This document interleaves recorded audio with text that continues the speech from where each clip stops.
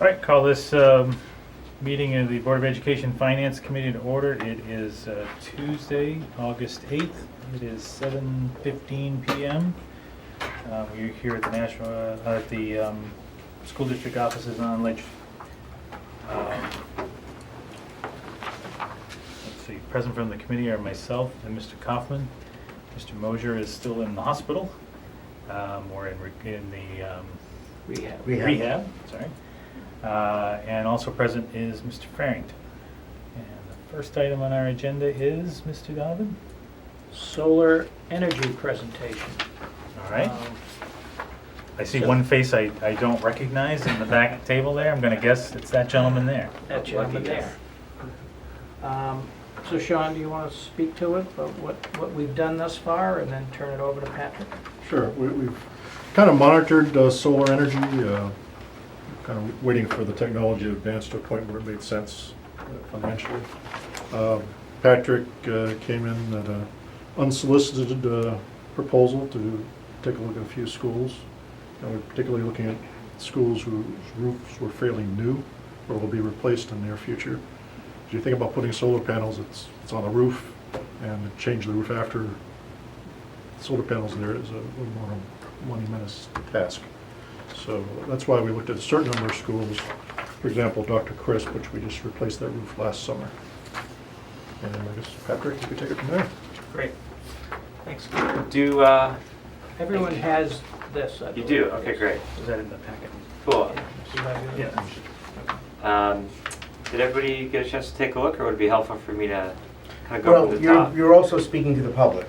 Yeah, so it would be Speaking to the helpful. public. I think it'd be helpful to kind of From the top? go over it. Yep. Run through it, yeah. Yeah. Okay, don't- great. Thanks for having me. Really appreciate your time. My name is Pat Jackson. I'm with Sunrays Investments. We're based out of Portsmouth, New Hampshire. So we're a local company. And the purpose of speaking with you, as Sean and Daniel said, is we've identified a number of your roofs that are really great for solar energy. And I'm going to explain exactly why that is. We're going to talk about financial prospective savings that the school district could enjoy, the obligations that come with that, or the lack thereof, frankly. Talk quickly about the environmental impacts of a proposed solar, kind of call it a portfolio across several school tops. School curriculum enhancements, and just some of the how and the why and the when. So sounds like a lot, but I'll cruise through it pretty quickly. If you have any questions, don't hesitate. So what Sunrays does is pretty simple. We identify great roofs, great pieces of land. We develop a project. We finance the projects. We pay for the entire cost. We own the project, and we operate the project. The reason we do all of that is because some entity, either a municipal entity or a school entity, is on the other end of that agreement. And what they've agreed to is buying all the power that the solar panels are going to produce for 20 to 25 years. And that is kind of the industry standard agreement. And what it entails is, in lieu of, in this case, Nashua, getting a 20-year agreement, they're going to see electricity savings right off the bat, substantial. Those savings are likely to increase substantially over time, and we'll talk about that more. They don't have to own it, they don't have to operate it, it's going to be on the rooftop. We're going to tie it into the curriculum, there's going to be monitoring screens, it's going to be, from a lot of levels, a really great system. And by having that electricity agreement in place, it gives Sunrays the wherewithal to go out and pay for this whole cost. So we're the patient capital behind the system that's investing in the infrastructure, knowing that we have an entity to buy the power, even though it's at a reduced rate, it's at a rate that makes it financeable to us. So we do this with schools and towns around New Hampshire, Massachusetts, and California, and we're based right on the corner in Portsmouth. So, we'll get down to it. Nashua is unique because you guys have a lot of rooftops between all your schools. So Sean said we identified what rooftops have the newest life of a roof. And why that's important is because when you have a 20-25 year agreement, we don't want to put a solar array up there. In 10 years, Sean needs to replace the roof. and all of a sudden we have to take the panels off. That's an expensive endeavor, as you said. So if we can look at your newest roofs, those within 5 years or so of being installed, that remaining roof warranty that's currently in place is going to be coinciding and aligned with the solar agreement, so that they can kind of call it cohabitate without leaks, without any issues, cracking membranes, etc. The solar equipment itself, it just goes on top for all your flat buildings, I should say. It just goes on top of the building. So there's no penetrations into the roof membrane. We're not creating 1,000 holes for water to eventually leak in and give Sean a bunch of tough calls he's got to make. This literally just sits on top, and it's held together by cement blocks, which are structurally approved by a structural engineer, so that it can handle the wind load, but it's not going to sacrifice the structural integrity of the building. So every building's got to pass the structural test. Every building's got to pass the roof test. Every building's got to have the right angle, right? So when you kind of add all these compounding factors together, Nashua is fortunate because you guys have a lot of roofs. So when you whittle it down, there's a collection of great roofs. Those great roofs right now are Broad Street, Sunset Heights, Elm Street, if it remains in use, Fairgrounds Middle School, and Dr. Crisp. So each of those have varying kind of call them allowable solar areas. What I've done on, I believe it's page 2, is I've listed out the solar potential. So an important note on this is current incentives in New Hampshire, which are changing, hopefully for the better. Kind of they're at their optimal level at about 140 kilowatts DC. And so you can see the 140 kilowatts as the starting point for each of those schools. The intent, because of the size of your roofs, because of economies of scale, is that we can increase that. You got a lot more solar real estate, so to speak. Some things that are happening with the PUC right now suggest that that's going to open up, which is great for everybody. Makes it more interesting for you guys financially, makes it more interesting for us. There's more for the kids to monitor, so it's kind of a win-win. So we all want bigger systems. So what I've done is provided a range of the kind of the minimal, and then if we can max out those roofs. And it adds up to quite a bit, as you can see. So Patrick, is the 200, the 600, the 800, is that the max? Yeah, approximate max. Okay. Yeah, So would you consider those minimum and maximum numbers? exactly, yeah. And those could change on the high end, plus or minus, call it 50 kilowatts, once we really get into engineering, but that's a really good placeholder to have for now. Is that assuming normal weather? Is that how you're calculating that number? Or? Yeah, it's a good question. So the sizes have nothing to do with weather. The output of electricity has to do with weather. Right. So similar, but technically separate. So these systems are, it's kind of like, what's the horsepower in your engine? That's a set number. That's what these are. The weather is going to impact how much you get out of it. And so when we run our analyses, it's pretty cool actually. There's a national database, and what it does is basically says, you know, with this equipment, at this angle, in this exact climate, pulled by the most local, called TMY3 weather station. Here's what you can expect for output. So that's a separate thing that's not on here, but I can easily speak to that later. But it wouldn't be a number higher than that number. This is like the maximum. So these are kilowatts. Right. The output of electricity is in kilowatt hours. So it's technically it's a unit conversion. So 1 kilowatt. So to put in perspective, if you assume the first building, Broad Street, Yeah. about 140 kilowatts on the low end. In this climate, that should produce about a 1.2 factor. And so that's going to produce about 16,000 kilowatt hours. Okay. Yeah. That's kind of deep in the weeds, but Kilowatt hours daily, Per weekly? year. Yeah. So for example, if you look at the front page, there's 5 pictures here. These are each buildings in the Rochester School District. We put solar on each of these for the same reasons that we're talking to you. Great roofs, right timing. Those 5 buildings together and the solar arrays on top of it make up about 35% of what those schools use per year. So to put kind of a visual to an actual impact level, you can assume as just a generic rule of thumb, it's about a third of what's going to be utilized below the roof. So this is not a replacement of all electricity.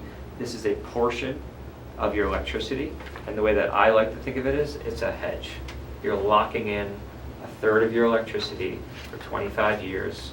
It's going to save you money up front. It should save you a lot of money down the road. But you're still getting the other 2/3 from the grid in a very simultaneous, smooth fashion. You don't notice it when you put the lights. You have a question? I do. In anticipation on that. My question is, with your program, you mentioned roof life, you mentioned position, you mentioned, overall capacity in terms of the angle of the roof or Mhm. the location. Sure. I guess my question is, did you do an analysis that, could your company provide this type of service with roofs that are in need of repair, and do you offer that? So if I understood you correctly, our analysis doesn't take into consideration whether a roof needs to be done, next year or it was just done last year. The simulation that takes place is assuming a roof is there. So I'm just throwing out Sure. another school, like Bicentennial. Yeah. That school met the criteria of location. Right. But needed a new roof. Right. Exactly. Would you provide an estimation of a roof repair and your Absolutely. service? So we do this a lot. That's a great question. We do this a lot in Massachusetts. That's why I Bingo. Yeah, so we got 5 schools. How many are going to be done in the next 2 years? Sean and I talked about this. Those that are nearing the end of their life, roof life. Exactly, yeah. Very different from school life. That are nearing the end of their roof life, it may make sense to go, okay, right now we can offer a discount on your power of 30%. But if you need those 2 roofs redone, we can build that into the cost, and now the electricity discount's not going to be 30%, it's going to be 20 or something. 20, like but that. you got roofs out of it. So we do that kind of flexible structuring to kind of add to the collective pie, so to speak. And to us, we're agnostic. Yeah, it's a great question, though. So I realize we told you to go through your presentation, but clearly we're asking random questions. That's great. No, good questions. So I'm outputting probably some of my biggest electricity in a school when I don't have any kids to service. Right now. Right. Right. So help me understand, but don't I waste, Yeah, what am I great wasting? question. So the way that solar works in a lot of the country, including New Hampshire, is that you're using it as you need it, but when you don't need it, it goes into the grid, your meter spins backwards, and you get credit. So the grid is accounting for this. We are also double checking and accounting for this. So we know that on weekends and on the summertime when your load is low, but the sun's out, that energy is not being wasted at all. It's just think of it as a piggy bank in the grid, or think of the grid as the battery. Mhm. It doesn't make a difference. So the solar industry relies on that, and so that's how you can have kind of solar everywhere when not every building needs to have the lights on all the time. Okay. That's a great question. That's called net metering, by the way. Yeah. Yes. So, I've been following this forever. Cool. Okay, so I have a few questions. Yeah. If I may. Okay. So I guess I'll start with the first one about local storage. Is there any local storage, or does everything go on the grid? So local storage is in local batteries. Yeah. So this has no storage component to it. Storage is basically batteries. Batteries are really cool. They're really exciting. We were just talking about it actually. They are going through kind of a technology revolution right now, and it's going to be a big impact. It currently in New Hampshire, there's no incentive for it. So to put batteries into this equation is going to add a large cost. Whether that's interesting and worthwhile to the school district is, frankly, your decision. It's not going to lead to the greatest immediate financial impacts. So I usually don't lead with that. So, and the reason why I'm asking about batteries is I understand Tesla, what they're building. Sure. Their boxes and their rack mount. I mean, Oh, it's yeah. And there's other companies, Schneider Electric actually Sure. is very cool with what they're doing. Oh, yeah, they're great. From a curriculum point of view. Mm-hmm. Okay, so you speak to curriculum, do you have detail that we would be able to see in terms of curriculum, what the kids would see in, Yeah. let's take a tour of the solar panels. Totally. Yes, Yeah, so that's the fun part, frankly. There's a lot of work to get to a built solar system, So- but But if part you- of that, for me, yeah, would include some Gotcha. battery, and maybe a graphic, maybe you have a Right. small battery, but the point is, I think they need to understand the cycle of storage, mm, because the grid is, this, nobody understands it unless you're in the utility business, Right. or the Public Utilities Commission. And where's the energy going? Well, it kind of goes back out on the wire. Well, but you can also store it and use it, and I think it's useful for people to understand that conversion and reuse. yeah, Especially the kids, because I Yeah. know how I struggle to learn and understand it, and I think that's part of it. We have one of the greenhouses, the one over at Fairgrounds, if I'm not mistaken. Elm Street. Elm Street. The science teacher there, she's got the whole setup. She's got a small battery setup. She's got maybe two 12-volt batteries or something. But the whole thing is there. mm-hmm. You know. Cool. Okay, so Yeah, so I love, I mean, I'm an energy nerd too, so I geek out on that stuff big time. We wouldn't be tying into any kind of battery component, because if there's no battery, you can't do that, right? If you scroll ahead to second to last page, everybody, you'll see just a picture of a monitor at the very bottom. And that monitor is something that we put in the hallway of every school we put solar on. And the purpose of that is it's a very visually understandable, easy to enjoy, it's not deep in the weeds, way for people, whether it's students, staff members, parents, whoever, to walk by and know that even though there's a solar array on the roof that they can't see, this connects the loop for them.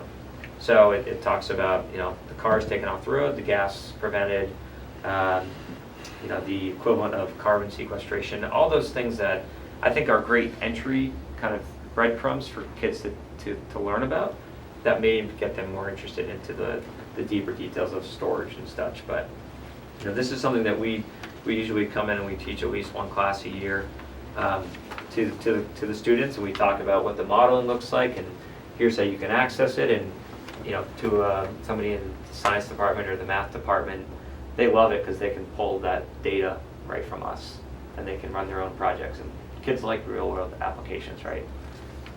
So we do our best with the technology, I guess. I do have another question. Sure. And let's say your equipment goes on the roof 12 years from now, we're halfway through the commitment, Yep. and you guys go out of business. Great question. What happens? So do your contracts, are they bonded, or do you have insurance against that kind of a scenario? Yeah, important question. Everybody asks it, and everyone should. So if we go away, it's okay. The bank steps in, because the most important thing about this whole thing to a bank is keeping it on the roof. So in a lot of industries, you see a bank come and repo the goods and sell it on a secondary market for 10, 20, 30 cents on the dollar. Not in the solar industry, because the contract between Nashua and Sunrays is more valuable than selling it, used panels to another installation company. So they are financially, interested, and basically go, okay, Sunrays, you defaulted, you went out of business, you died, whatever, right? They step in because they have collateral on it.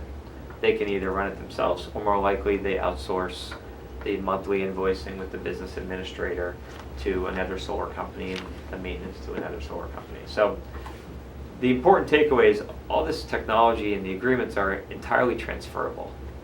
That they are not only kind of like, it doesn't only work if I'm here.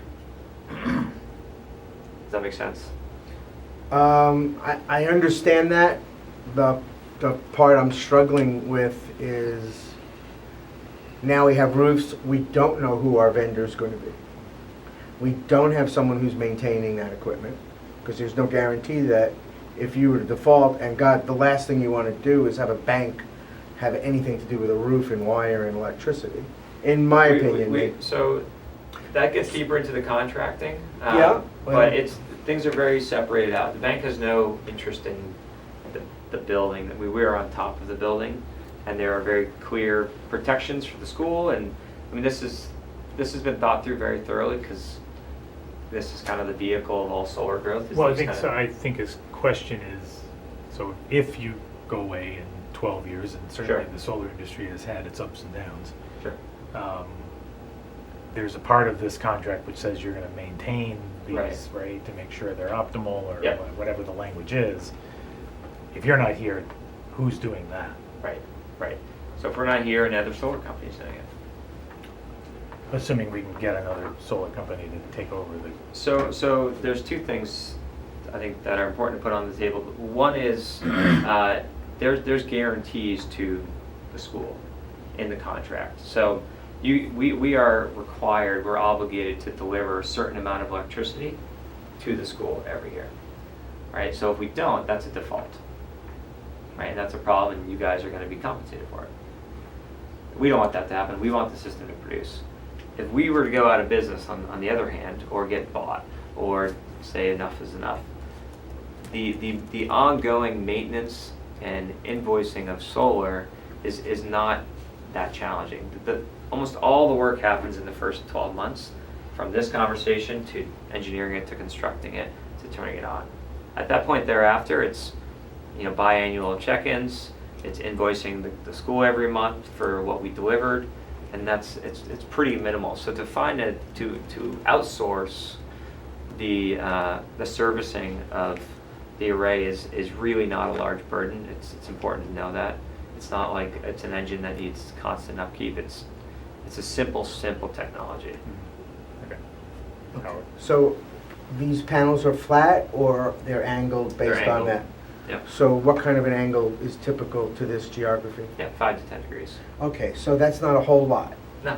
So that's a concern, and this leads to the question, when you spoke about how it was installed, you said brick blocks, right? It's called ballast blocks. But yeah. Okay, so there's ballast, these things are attached to it, and there's a couple of questions related to this. So one is the ballast blocks plus the weight of the various panels. Sure.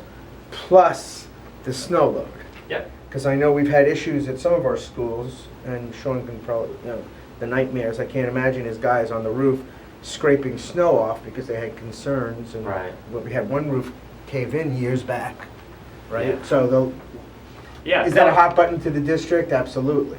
It's a hot button to anyone who owns a building, and it should be, because if something goes wrong, it's So no you joke. talked about engineering validation. Yep. So when you this is important structurally. Okay. The structural assessment is a go no go, and there's no maybe unless it's talking about structural reinforcements, right? Which is a big ordeal. The go no go is when you look at that exact geography with that exact local area's wind and snow load rulings, which are all part of code, okay? A New Hampshire structural engineer, licensed structural engineer, has to come in and go, based on all this, based on the way that the school is angled, varying elevations of 1 to 2 to 3 story areas where you're gonna have snow drift, that compounded with the weight of the solar array, including the ballast blocks, needs to pass the test. And if it passes the test, you don't need to remove snow. If it doesn't pass the test, it doesn't pass the test, there's no project. So we are very, very careful on that, because if something goes wrong, it's on us and our insurance, right? So we don't cut corners on that, because yes, it's dangerous, and we're the ones who take the fall anyways, right? So the structural engineer is really the expert to go, okay, those two buildings, they may look similar, but they're not built similar. What is the true structural analysis of these buildings with all those factors? And that's the determining factor. How high are they off the roof? They're on the roof. No, is it 2 feet up? Oh, it's I mean, like what's- a couple inches. So it's a So couple the, of lo- inches. the lower edge is a couple inches, Okay, 5 that's to it. 10 degree, 5 to 10 degree tilt. The top edge is under a foot. So if you had a couple of days of heavy snow, This is all taken into the assessment. and it maybe doesn't melt, maybe it does melt. Yeah. What if it melts and it kind of, so cold, melts during the day, you have all this slush coming down and all that stuff starts freezing Yeah. due to the effectiveness of the array. So you said, well, you don't have to clean off the panels. Right. Is that something our maintenance guys would have to do, or is that, No, no. that's all on you? You don't need to touch it. We're not gonna touch it.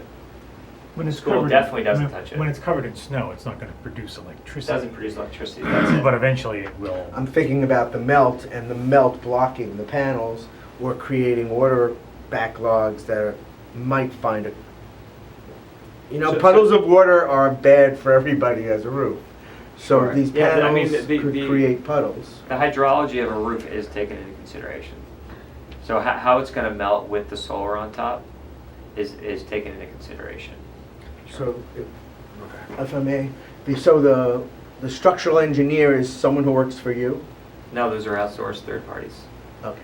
Like, we actually talked about this, because all our roofs we had a structural analysis done back in the early 2000s. So we know what that number is for all the roofs. And I've already given Patrick the name of our engineer, who's still in business up in Manchester. Okay, thank you. Did we have an accurate number Sorry, Dr. for Wilson. Sunset Heights? It was a low number, that's why we had to beef it up. But I thought that was something we discovered during the construction process. It was a question of whether or not I'd have to be up there every major storm shoveling. Okay, I hear what you're saying. Dr. I Mosley? have a quick question. Just if there is water damage coming through the roof for one of your solar panel projects that's being installed, is your company taking full responsibility in terms of the maintenance? Yep. And that means that we call you and then you come and then you fix the leak and everything associated with the leak? Is that what you're saying? Yeah, so the protocol is, Sean will probably get notified by a custodian. Sean has access to turn off the array, but there's no need to. We would dispatch an electrician immediately. You would have that contact information, but it's our responsibility because we are liable in the end. So they shut off the array, go up there, identify the leak. What I like to do, which some people believe is overkill, is if there is a local roofing installation contractor who did the roof to begin with, have him join or have him come as part of the site visit, take a bunch of pictures to document it. Ideally, it has nothing to do with the solar, but it's under the solar. Because you can have failed seams over time and pinholes that get exposed. And so if you can identify where it is, then it may be the manufacturer's warranty that would pick it up. Because it looked like it was solar, but you got down on your hands and knees, it wasn't solar related. If it was solar related, then we are totally liable. And so that's why we have insurance policies and we've got that whole, So gamut. give me an example of where you'd be, like, have you had times where you have been responsible for repairs to roofs? So we had, there was a bunch of ice events this past winter, and there was a poor roof installation done, 2 years ago. And so some of the seams were failing along the roof, including underneath our array. This is why I know so intimately. And so we would get the call, we'd have to dispatch our electricians, and they'd have to move the panels around to find the leak, patch it, and put it back. And so there were 2 holes that were solar related, and we paid those invoices outright. There were 2 to 3, I can't remember exactly, that were not solar related. The pictures were clear to show that it was a pinhole or separating seam that had just failed. So I guess what I'm getting at is when you say they're solar related, what does that mean? What is it? The panel heats up too much and it can No, cause the... it means you can see it very clearly. It means that likely a panel dropped and hit the membrane, made a little gouge, and eventually water got into it. But nothing from the solar is touching the roof. So all the racking trays have another piece of roofing membrane between the racking tray and the roofing membrane. So there's no metal, there's no wire, there's nothing that is actually on the roof other than roof membrane. Yeah, okay. Yeah. Does that answer your question, Dr. Mosley? So this only is possible by actions of the Public Utilities Commission that allow third parties, somebody owns the production, somebody owns Exactly, the yeah. distribution. So what kind of regulatory environment, is kind of like a wind. You never know which direction it's going to blow, and it could change quite abruptly.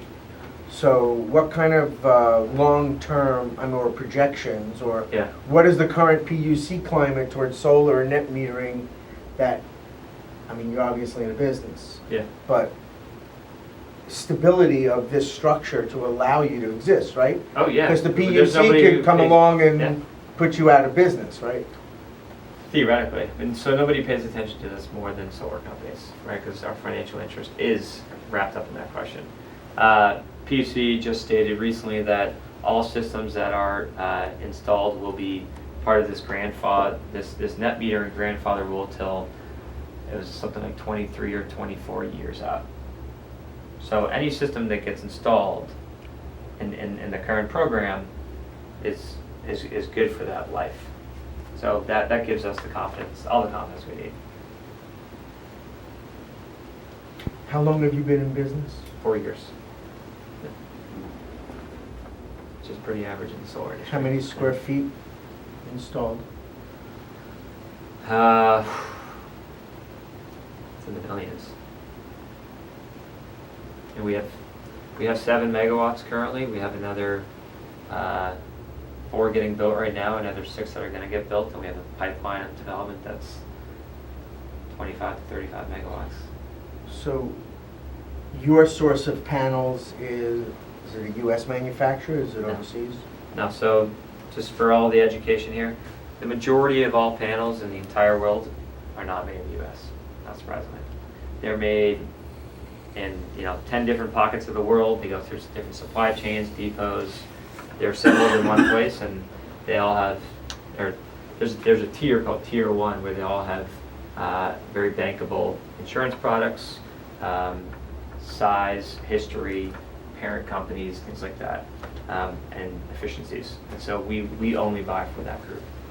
It's called Tier 1 Bloomberg.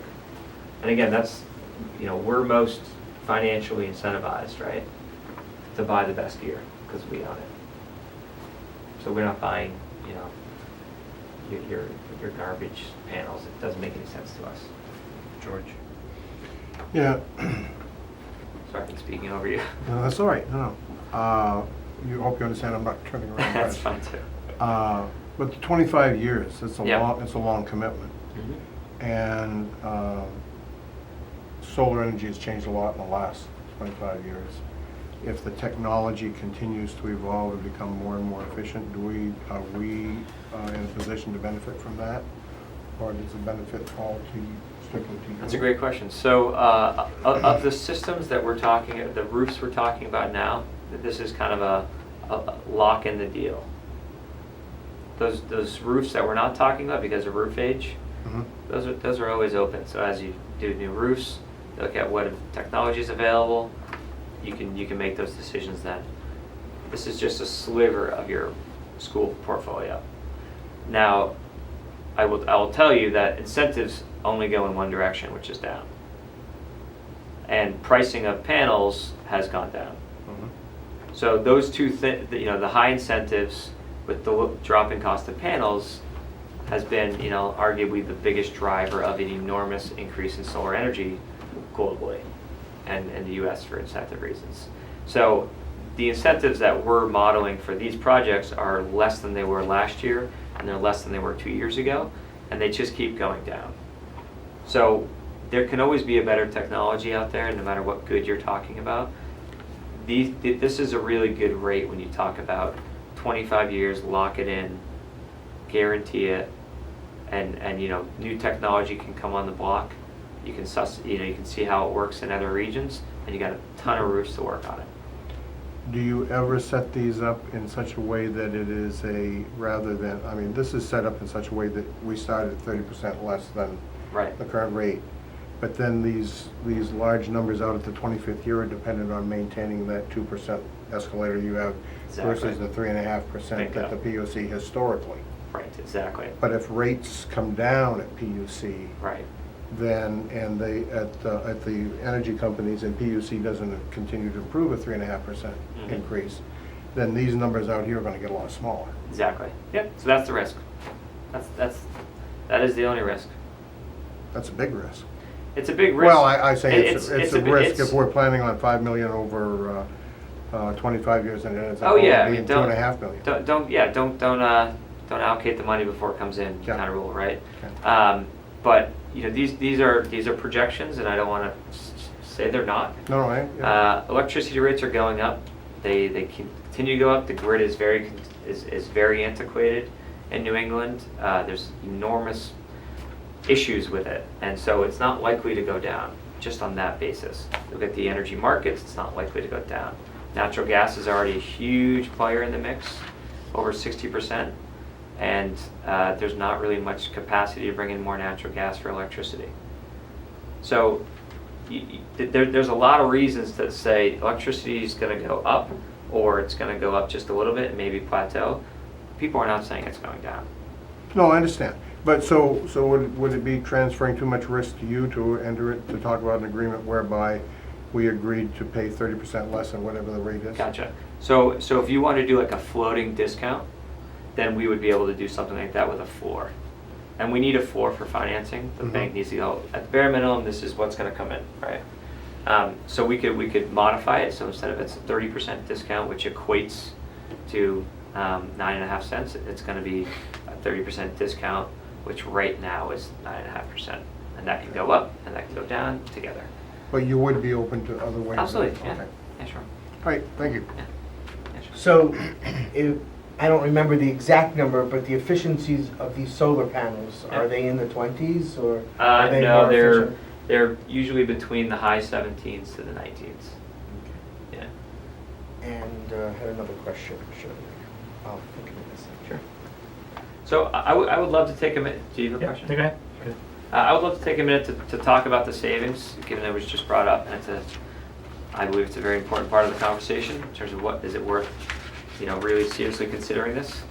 And I think the numbers are large enough where it's absolutely worth it. You guys have done a good job with Sean and Lauren, doing a lot of LED retrofits. You've saved a lot of money. You guys are doing the right things. This is another technology, another use of time that is worthwhile for the school district. So I just want to paint a projection, high and low. If we do the bare minimum 700 kilowatts, right? Because of your rate currently being 13.5 cents, we start at 9.5 cents. If our rate goes up 2% a year, which is a very, very common escalator, in New Hampshire commercial, it goes up 3.5% like it's done, using those assumptions. Over 25 years, that's going to lead to about $1.6 million of savings to the district. Did that take into account, so we have delivery charge. Right. And we have consumption charge. Right, And the consumption's a third party. right, And that's, starting November, it's 0.69. right. So Yeah, you'd still be charging us 9 cents, give or take, total. to start with. Right, and so the important thing when you look at an electricity bill is there's your supply, and you got all these other things called T&D, transmission, distribution, and all these charges that utilities throw in. When you put solar on the roof, it goes after both of those costs. So we're not 9.5 cents and supply is 6.5, and you guys are paying a premium. We're 9.5 cents and it's supply at 6.5, transmission at 2, distribution at 3, losses at whatever, right? So you add all those up, they added up to 13.5 cents, I think in June or May when we were meeting looking at bills together. So you're basically going after the entire pie, and that's what 13.5 cents is. So, for clarification, and I appreciate that question, the current billing mechanism of 13.5 cents per kilowatt would be completely replaced by your proposed 9.5%. Most likely. It depends on the size, okay? At 140 kilowatts, yes. At the bigger system For- sizes, for pending me- PUC Okay. final details. Yep, fair enough. Yeah. But I think the conceptual part is the old charges, Right, the pieces and parts that we pay for would be replaced right.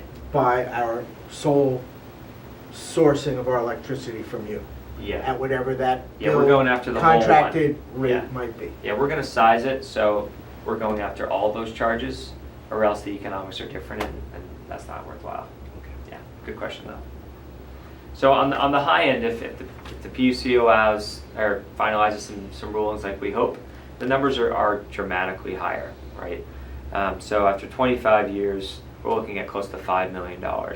This does not take into consideration capacity and demand reductions, which will be an ancillary benefit that is very material, but is really hard to project. But every year, the utility takes the highest 30-minute demand, basically, portion of the school bill, and they have a price tag associated with that. And it's based on one 30-minute high demand area. And so when you have solar on at that time, it reduces that demand substantially, and that benefit is basically cutting an annual bill that can be in the tens to many tens of thousands of dollars depending on the school and that year's kind of price tag the utility puts on it. Demand reduction is a different animal. It's great with storage, but that's not taking this into consideration. So there's a lot of assumptions. They're all pointing in really good economic directions for the school district and the taxpayers, but there's a lot of variables that are in our favor and some that we have no control over. One of the things they talk about peak power, Right. and you just alluded to it. Yeah. Think of the summer when the air conditioners are just churning. So the good news is, at least for now, the kids are not in school. We're very much reduced in our consumption during the time when the utility grid needs power from somebody. Right. So that is a benefit to us, because that's our time to make power, not use it, and we're putting more on the grid than we're taking in, so that's a net reduction in our bill. Exactly. So it really does work to our advantage. And I will also say that anybody who wants to go white water rafting, that's the time of year to go, is when the peak demand of electricity is the highest in Boston, because that will determine how much water they release at the dam, which will determine your ride on the river. It's a great fact. And it's Totally, true. it is true. It is absolutely true. So the first week of August is usually a good time to go. So, we're not getting it, but we're not getting it, I mean, we're getting the same cost. Yes. You- They may He be able to benefits. do something. He No, gets we, the no, we, spread. no, we don't. No, we don't. You guys get the spread. We don't capture that. The school district does. And so that's an added benefit to the school district. We do not take rights over demand reductions. If we did the whole battery equation, then that would be a part of its kind of continuous monitoring and controlling. But to answer your question directly, that reduction in demand charges, that's enjoyed by the school district. No, I guess I was referring to when Howard was talking about the air conditioning during the summer, right? That's never our peak period, right? That's not your Our peak peak period. period is It's probably the regional June, grid. I guess, June Right. for I was electricity. speaking to the regional No, grid, no, no, the power. I understand. It's a benefit to the Rest of the world. electricity. Yes. No, The electricity that is- companies, yes, that's who correct. it's a benefit to. And the demand reduction, so it's hit or miss, right? Because what you're counting on is that your solar is pumping out high amounts of electricity at exactly the same time when Right. you need peak usage. Not clear that's going to happen. It's one of the reasons. Extremely- It's one of the reasons extremely likely. batteries can be Yes. cost effective, right? Because you can use the battery to make sure you don't do those peaks. You Right. use the transfer to battery when you need it. Yeah, historically, it's always, one of the hottest days of the year, middle of the day. Solar's pumping. Yeah.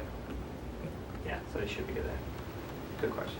Any other questions related to the kind of the financial savings picture? So Howard, Sure. we've been doing this for 45 Okay. minutes, so Okay. we got 5 more minutes. on this, Okay, and then we're done. well, and if something sounds too good to be true, there's always something in the back of your head you're wondering if it's true or not.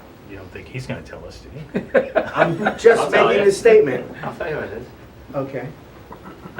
What's your name? George. George. Oh, I'm sorry. He put it pinned down the donkey. If you're going, it's up to you guys, but it's the rate structure you choose. It's how much risk do you want to exchange for upside? That's it. I'm not just trying to sell snake oil. There's a reason why you go over the border in Massachusetts and pretty much every single municipality and school district in the entire state has entered into exactly one of these. There's a reason why, and it's because there's no cost, there's guaranteed or highly probable savings, no maintenance, no ownership obligations. It's what's fueled the entire solar industry. I will attest to that, and I don't even know you, but certainly many municipalities and new school building projects have actually gone solar, particularly in my area in Somerset. So it is a trend, and there were some federal, there were some, through the MSBA and Massachusetts Building Authority, there were some incentives to espouse solar, and that helped reduce some of the cost as well. Yeah. We don't offer it here in New Hampshire, but Yeah. certainly it's pretty prevalent. So Yeah. I'm not backing you up. I'm just saying, like, I don't know you, but he is being truthful in Yeah.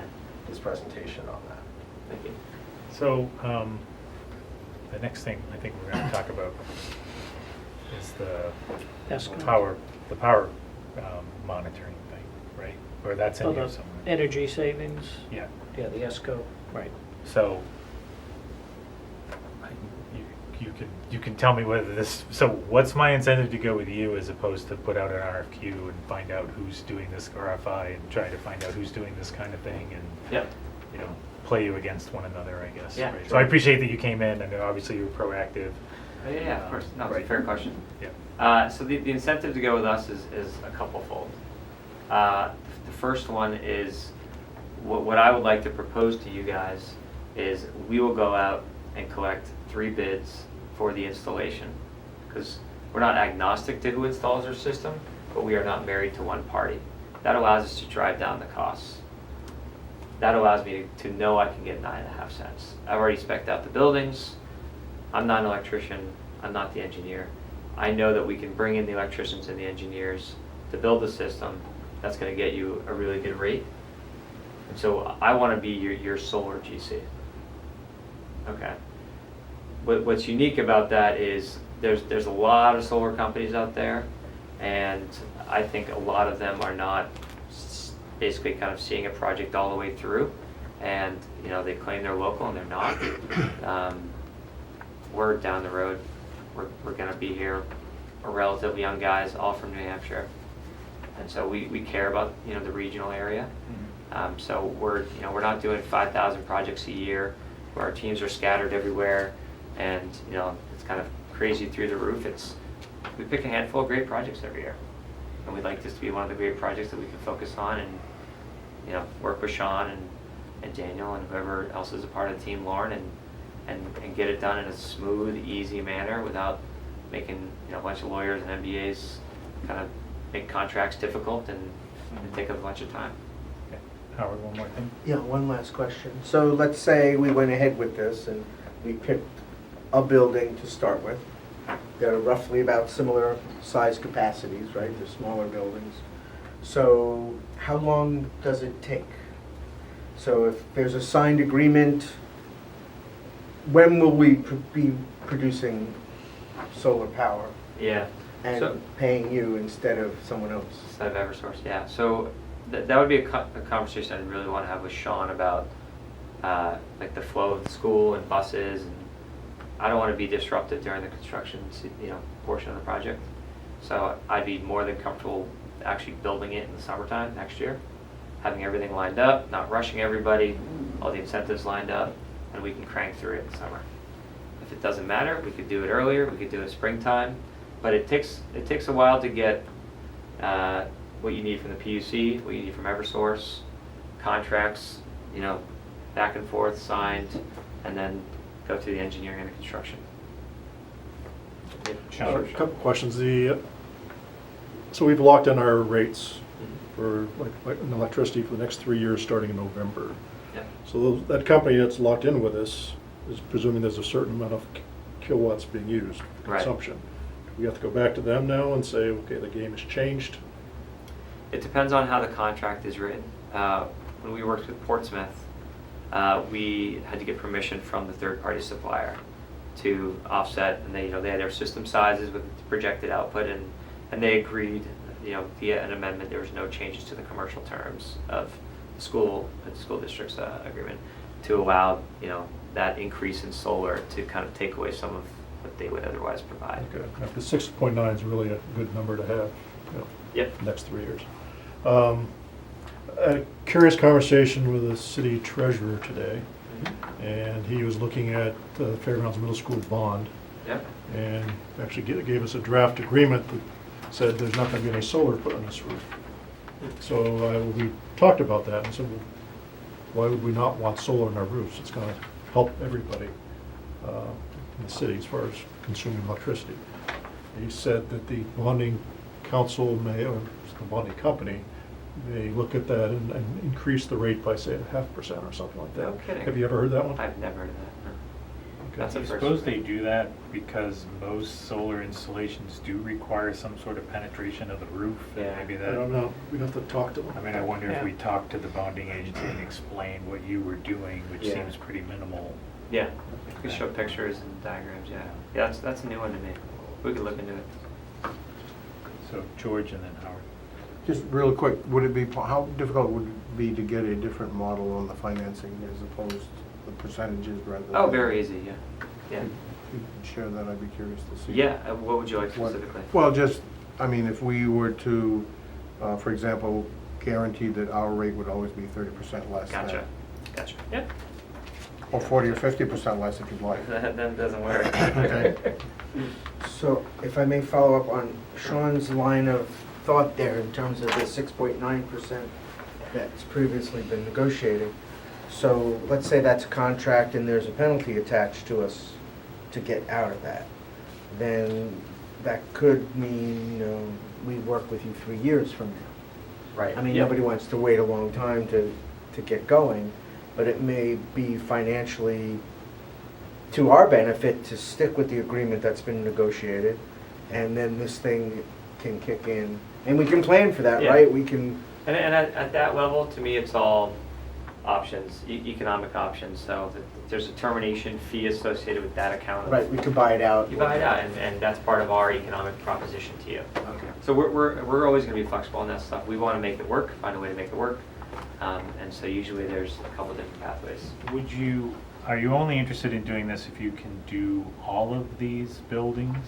We'd be interested in doing them if we could do at least some of them. Definitely not one of them. Well, it depends. I mean, I take that back. It depends on if we're talking the minimum or the maximum per roof. 140 kilowatts. If we could only do 140 because of the legislation. But let's say we could work out the Fairgrounds Middle School thing. That's the one that's got the biggest upside, right? Yeah, it benefits everybody to go bigger. So I guess what I'm thinking is it might, let's say we can, nobody's concerned if we only do one for the 6.9, so we can keep that. It would give us some experience with you. Oh, yeah. Without. you mean just removing fairgrounds from this? No. I'm saying, you said not one, but then you said, well, unless it was a large one. So Correct. Fairgrounds is the largest one, right? Yep. So I'm saying, let's say we said, okay, we'll do Fairgrounds and we'll have you help us Right. talk to the bondholder and make sure this doesn't trigger anything. We'll make sure it doesn't hurt our 6.9. Right. That kind of eases us into Oh, it. yeah, yeah, right? kinda And like then phase maybe, one. Maybe you're Yeah. horrible and we don't like you and we want to go with somebody else. It's always And maybe we possible. love you and Try to be likable. we're sad that we didn't do it right away. No, absolutely. We're going to go whatever pace and comfort level you guys want. So Okay, I just wanted to make sure, I mean, obviously, if it's a real, like you said, if it's the smallest one on this list, probably that's not Yeah. a project you're gonna take on. yeah, the rates wouldn't be as good, and I would share that. I'd say here's what it kind of comes to. Yeah, And okay. and when, Go ahead, Dan. and when you did the Rochester, there's 5 roofs, did you do that in one summer, or did you do that Great in question. years? So Rochester, I should have brought that up. Great question. Rochester, we did in 2 different phases. So we did the first phase on the bottom left rooftop, which is the East Rochester School. That went great. That was installed in the fall. Went back early spring last year. Talked to the school board, and we did the next best group, which happened to be 4 schools. and we installed those over the summer and then finished them up in the fall. So that was an example where they were like, this is great, it's got savings, let's do more. On that project, we actually GC'd it, and they were able to get a dramatically reduced rate as a result of it, which is closer to what you see. So fall work, is that after school and weekends? That's like coming by once in a while with the PUC or with Eversource and, you know, checking the inverters. It's not like schools everywhere and you got 20 construction trucks. I mean, these installs are remarkably fast. So like if you look at the big one in the top left, that's the middle school. It's about 270 kilowatts. You can bang that out in about 4 weeks, 5 weeks. Again, there might be 1 or 2 guys coming in to do some wiring work, but it doesn't look like a construction site for long. You just said goes into the fall, and I was wondering what that entailed. So that's Yeah. more the wiring and the... That's wiring, Fine-tuning. utility inspections, yeah, exactly. So not being one to put all this stuff on one player, just happened to meet with the city has a, Mike, what do you call yourself? Just for everybody's knowledge, I'm the chairman of Nashua's Environment and Energy Committee. It's recently formed, it's only about 6 months old. Mike, can I have you come up here and sit at the table just because the camera can't see your lovely face there? That We was want part to of make my sure you're on camera. You're gonna show up and talk, or we're gonna get you on camera. Hi, thank you. Just state your name again and what your position is. My name is Michael Seidel, I'm the chairman of Nashua's Environment and Energy Committee. Our mandate is to provide the mayor and the board of aldermen with recommendations on how to improve the environment and improve energy efficiency and other renewable types of energy. So actually, myself and a couple of members of our committee sat down with Sean to try and learn about what you guys are doing at the school system level in those areas. And right now, we've learned that Sean's got a lot of things already going on, so we're Yes. hoping to learn from him and maybe leverage what the school does with what we can do with municipal buildings as well. Which is a great segue, because one of the people on his committee happens to be in the solar business as well. And he works for Vision Energy. And what piqued my interest with him is he talked about, very relatively fast payback and then us owning the system. I think you had something there too about that. Just so there's no secrets, here's a copy of it for you. I just sent around a copy. I barely had a chance to really look at it and digest it, but it strikes me as maybe a little different approach. I think they do their own work. You mentioned you hire a GC, Pat, Yeah. right? I think they probably just, Yeah, Yeah. we've had them do installations so for they'd be us. one of the people you hire. Yeah, Okay. exactly. So, so this just gives you more information to look at. I suspect we're not gonna make a decision tonight. But these guys, you probably buy it. So, with probably what they're talking about is they would provide some sort of a similar offering, and like we do in beginning year 6, which is after the tax credit, there's a federal tax credit. Once that's done, we can sell the system to the school. You can't do it before then, you have to wait until then.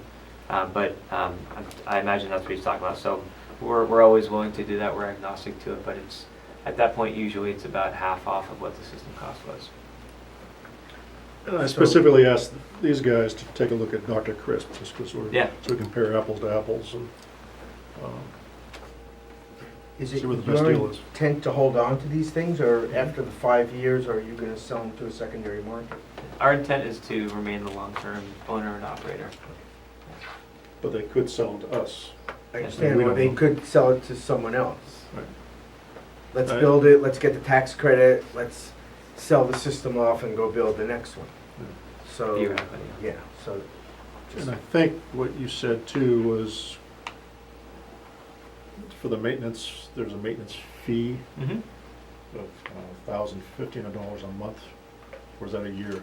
For a technician to come out and check things. It depends on the size of the array, how many inverters there are. It depends but, on whether we own it or you own it. Either way, the owner should have, it's called an O&M, operations and maintenance plan. So we carry that internally, and that's important to just the ongoing kind of optimization of the output. Okay. So this just gives you a little more information. It's from a different company. It's Right. Well, I think as Sean said, we're not gonna make a decision No. tonight, Leaving it tonight, but, of course. you know, appreciate, it was a good presentation. You did a nice Thank job you. answering all the questions. I Appreciate it. appreciate that.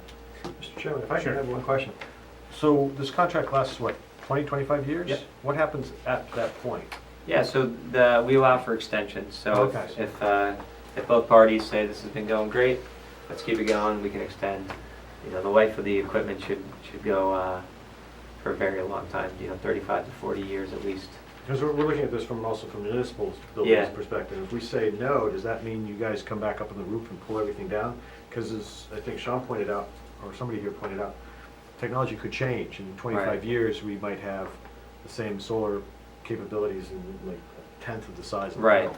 Yeah, so we would make that collective decision to go, let's not extend the contract as is. Let's do a new project, because the equipment at that time might be so far superior that it makes sense to kind of start from scratch, so to speak. So, yeah, we're always open to being flexible and making it so it benefits both parties. My last question, if I may. Yep. This one speaks to the solar panels carrying a 25-year warranty. Yep. And that's in contrast to what you just suggested, 30 or 35 He years. said how I'm long sorry. they'd last. He didn't say how long the warranty was. I'm sorry. Yeah, But, same warranty. We buy the same panels these guys do. okay. It's just in terms of, it's like a car They have a warranty. life. It's the life is about 30, they might last The life 30. is estimated to be 35 to 50 years, and, you can, who knows what's going on. Okay. Yeah. same as a roof. Roof can warranty 15, 20 years, but you get 30 years out of them. Right. To maintain them. Okay. Yeah, I mean, the biggest thing for me for this is the 25 years. When you think about, obviously, the changes in the solar energy industry in the last 10 years, let alone 25, right? Right. It's enormous. And so, yes, you'll be getting this benefit, but the question is, at some point during this contract, you get like 14 years in, and it just makes sense to scrap the whole thing because you're getting so little electricity relative to what you could get if you did something else, right? So, yeah, I think that's always an important topic. So the first is that it's always going to be getting better. When do you make a decision on? Right, but it's not like I'm buying an oil burner, right? So oil burners get better and better, but they can't get much better, right? Right. I mean, they're pretty efficient, and the oil burns the way it's been Yeah. burning it forever, right? Right. Whereas solar, maybe the 1970s, right? That's when Yeah. we started thinking about it, and really only very recently has it really kind of taken off. Right. So, Yeah, and I would say you guys are in a really fortunate position. You guys have a lot of schools. So to begin adopting solar on sometimes that doesn't seem like an advantage when we look at our budget. Less problems, right? I mean, to put solar on 5 schools where you're gonna get savings right off the bat and hedge your future electricity costs, I think is financially a prudent decision. It's not all your roofs. If it was every roof I was coming in here and saying they're all perfect, well then yeah, you might say, well, let's really phase this in. Let's wait for technology to evolve. But I think this is a kind of a calculated amount of investment to sign on to, and you're still buying power from the grid, you still got other roofs, if in 15 years there's better technology, well, we're looking at the same thing, so we might say, hey guys, let's do a new system on here and we'll renegotiate the rate, and here's why it's so much better. So I think we're on the same side of the table on those kind of things. It's kind of like, the way you're talking, like a ladder, like a CD ladder. You don't buy them all in one day, you buy them over time. You Yeah. put these in over time, so 3 years from now, you might have one that's a bunch better than this, Yeah. and you sort of roll them through. I mean, that's... You still buy CDs? Huh? It's All right. They're an important part of any portfolio. No, he always buys digital music. Downloads. All right, thank you, Pat. You're welcome. Thank you very much for all your Thanks time. very much. I know that Thanks was, for coming in. that was a long one. Thank you though. Appreciate it. I blame my owner, though. Thanks, Peter. I'll finish, Sean. Thanks a lot. Thank you, Dana. Okay, Pat, thanks for coming. And I've never heard anybody refer to Mr. Donovan as Daniel. by But the I way. kinda don't like know. it. Yeah. Yeah, Switch it. I was worried about that. It's No, all it's- right. All right. Ms. Dustin has just sat through that very long solar presentation. But that was Is she good for next? her, she's a CTE person. I'm thinking, where can the Can the kids electrical, install? can the Yeah. electrical Yeah, kids curriculum, yeah. work Yeah. alongside and get a All right, is she next? certification out Oh, of yeah. this? Yeah, we can We totally can agree. put her. Yeah, let's. Include that in your proposal. All right, round two. Thanks, guys. Thank you. Bye now, Thanks thank for you coming. both. Sean will be in touch. Okay, so let's, if we we'll skip the ESCO bid quickly and go to the contracts. There's 2 contracts in here that Mary Ann's here to speak to. Now, the reason that they're here is she wants to take the money from the CTE reserve account. Any spending out of the CTE reserve account has to get approved by the Board of Education. So even if it was only $10, which I wouldn't suggest she ask for $10, but we have to get approval from the Board of Ed. It does not have to go to the Board of Aldermen, just to the Board of Ed. Okay. So, So it's this, the Chrome carts, or is there? well, the first one is the Adobe licenses. I believe we Correct. did this last Yes, year. we did. The difference was last year we went with I believe it was a district site license, which was a bit more expensive. I'm not sure how we did that, if we did a portion of it and district has picked up the difference. In this proposal, I'm basically costing it out to the exact number of devices or seats that the students through the Nashua Technology Center actually require this software, the Adobe software, in order to have the opportunity to practice with the software. The curriculum is written using the software. It's industry standard. Do we know, Mr. Donovan, if When anybody I took- spoke with, Excuse me, do we know if how many people use this as part of the district-wide license by any chance? Do we know how many other people would use it? How many other people No, but did? we did speak with Rick Fahrenkopf, Yeah. and the cost to him was gonna be about another $6,000, I think. Correct. For it to be a district-wide license. He didn't have the funding in his budget, and he didn't think that the bang for the buck for the district-wide license, as far as he was concerned, was worth it. So Mr. Fahrenkopf, who doesn't teach anything, so he doesn't know whether they're using it. I guess my question is are people using it? And now they're not gonna be able to use it? I don't think so, no. No, the reason that it was, we even looked at it as a district license was that we have had, in computer science, a math teacher using it. She has since resigned. I couldn't speak to that curriculum to answer your question specifically. And we also have had individuals within the art department who are teaching some of the digital photography courses that have used it. I have not looked at their curriculum and their UBDs, so I cannot say Yeah. it's embedded versus it's add-on. I would have to do some research on that. I mean, I guess I just want to make sure if we can reach out to the art department and to anybody else and just ask about this. So I understand what you're saying is, I don't want to take more money out of CTE, obviously, to pay for other licenses, but I'd like to find out whether we should be trying to find money for those licenses if the art department is using them for curriculum. Let's not take them away. No, but I think Ms. Dustin misspoke. I think we bought this last year. I don't think we bought the district-wide license. That's right. What I'm saying is I'm not sure if we did go with the district, if we just used this portion from capital reserve and there was a balance that was picked up through IT. I don't know the answer to that. Oh, I see. Okay. All right. Mr. Kaufman, did you? No, I Mr. was Mo- just going to interject and just say that it might, I mean, when you're using Adobe, you can buy a reduced not a reduced, but you get some incentives to buy district-wide. And then there's another cost incentive for education purposes as well. So you can buy it for that computer. Let's say that computer, like this computer has Adobe, but there could be 5 kids actually using that one computer. So it's hard to assess how many people are actually using it if you have a site license. The site license will just give it to everyone in the district, and then I can access it, the professionals can access it, as well as the students.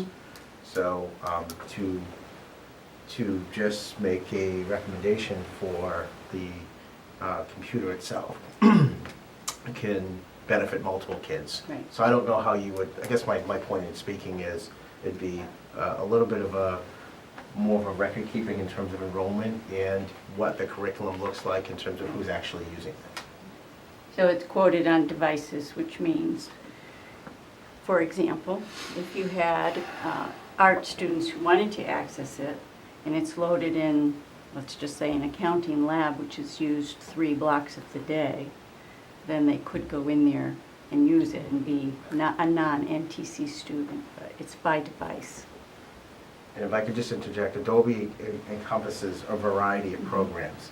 There's photography, Yeah. there's website, there's a whole nother, there's an animation piece of that as well. Which we use. So it certainly has multiple functions.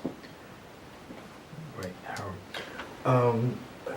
She was the graphics art teacher. I know she left the school district. Sarah? Sarah Rose. Okay, so I participated in her mentors meeting, and one of the things that came out of that, by one of the recommendations from someone who had been supporting her up, I think at the Manchester or the Concord School of Concord. Technology, was the notion of incorporating within the curriculum the various certifications that our students can get by using this software. So I can tell you, if someone gets a certification in Adobe software for, say, Photoshop or InDesign, or there's probably closer to 15, I mean, it's a huge product suite, which is very expensive in the real world. It's probably $3,500 per computer.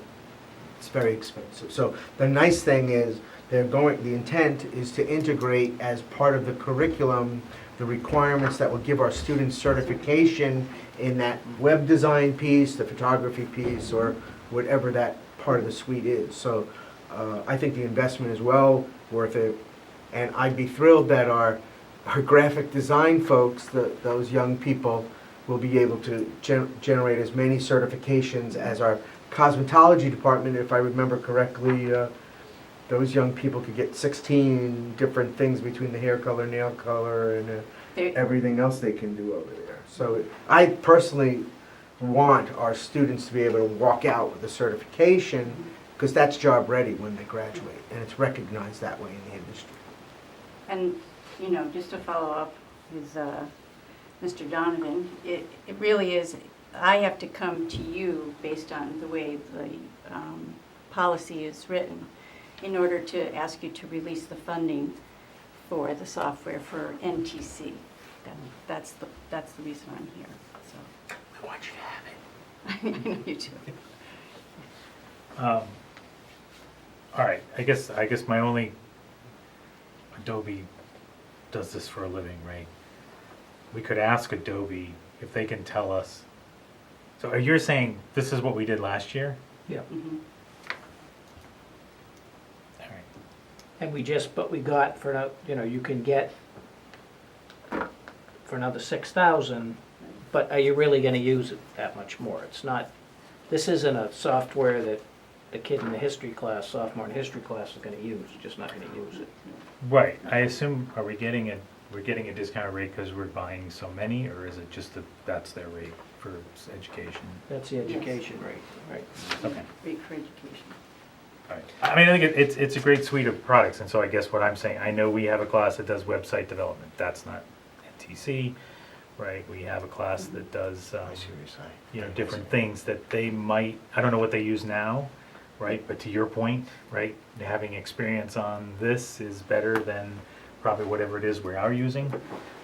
So we might want to see whether there are others that could benefit from the license, separate from NTC, right? I'm not going to use NTC money to do that, just Right. saying. Yeah, shouldn't be doing that. Right, for the art department. I mean, if Get one over or it. two people in this building used it, the value would be there. For Yeah, that probably. extra incremental $1,000, $6,000. Yeah, anyway, just something to spend your spare time on, that's all. Yeah. Do I have a motion? Motion to approve the funding request. Are we doing the whole thing, or just the Chromebooks, or?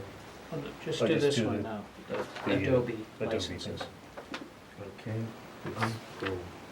Unless I'm missing. There's two memos. There's two memos, the one behind it.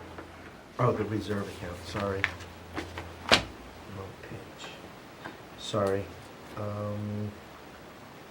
Motion to approve the cost of Adobe software in a total for $6,655.50 for the Nashua Technology Center. Second that. Discussion, all those in favor say aye. Aye. Aye, opposed, motion passes. Next, Mr. Donovan? Okay, the second is also purchased from the reserve. It's four, and I want to make sure, it's for two Chromebook carts. One for north and one for south, is that Correct. correct? Correct. And Mary Ann can speak to that. The pricing on this, these are the standard carts that we use throughout the district now. You approved a whole bunch for basically the same price back in, I think, the end of May. So even though there was a cheaper price for a different cart, we're sort of going to use the same cart all the way through. Now, did you also want the Chromebooks? Correct. Okay. So it's 30 Chromebooks for each career center, because we try to maintain equity between the two centers, north and south.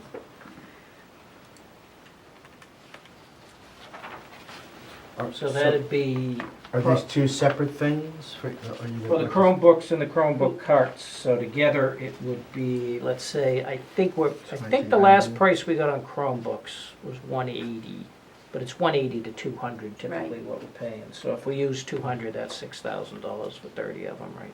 Oh, yeah. So that'd be 85, well, you could just say 8,600 to round it off when the motion's.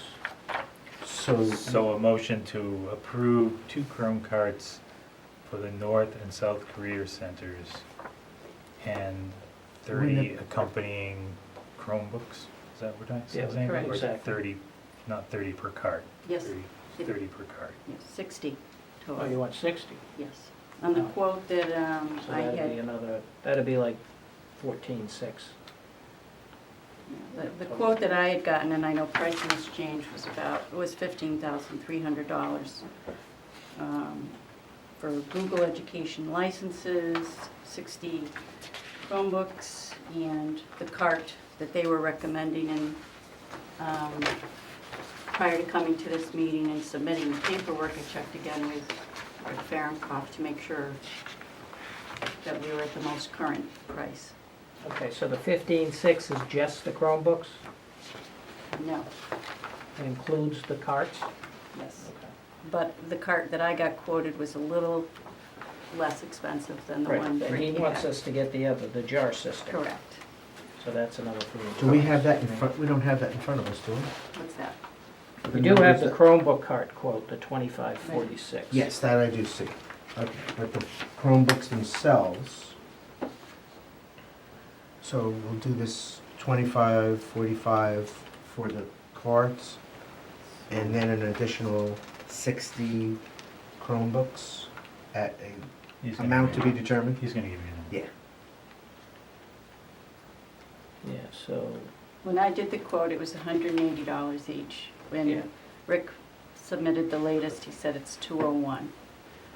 201 times 60 $12,060. plus 2545.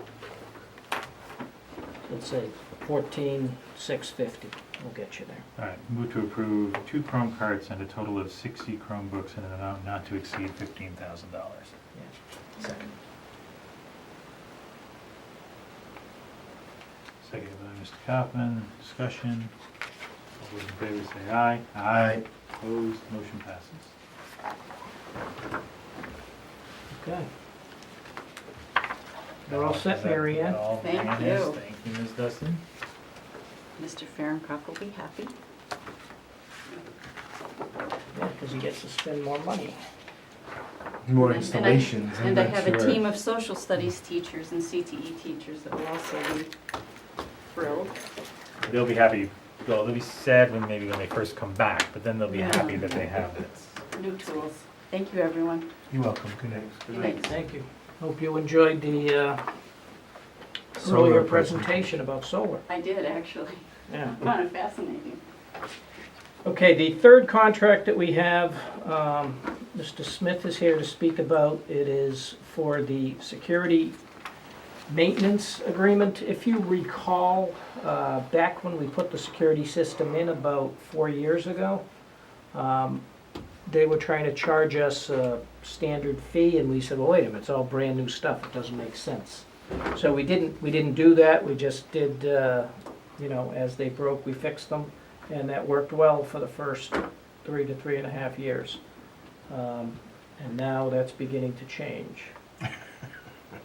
As things are getting older and more frequent repairs are being required. So Sean, you want to speak to this?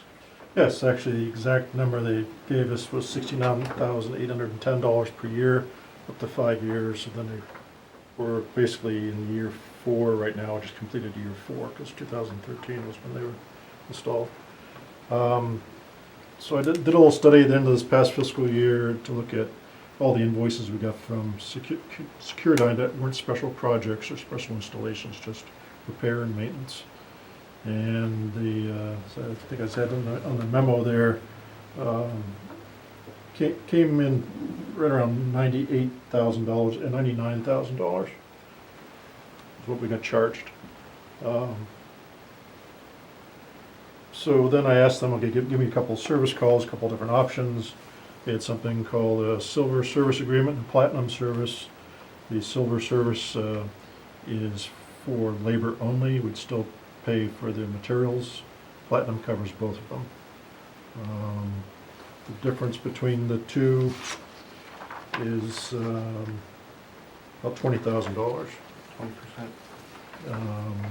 But I spent over $20,000 this past year in parts. And Yeah, I mean, so it's the that's same. it's about the same as what the difference is in the two contracts. Can I ask a question about that? So they have equipment, companies always coming out with new products. At some point, they obsolete old stuff.